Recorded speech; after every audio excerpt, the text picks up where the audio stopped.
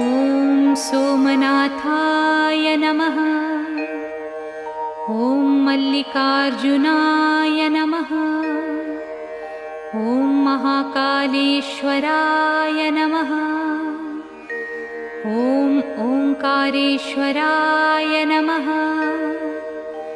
ॐ वैद्यनाथाय नमः। ॐ भीमशंकराय नमः। ॐ रामेश्वराय नमः। ॐ नागेश्वराय नमः। ॐ विश्वेश्वराय नमः। ॐ त्र्यंबकेश्वराय नमः। ॐ केदारेश्वराय नमः। ॐ भुस्मेश्वराय नमः।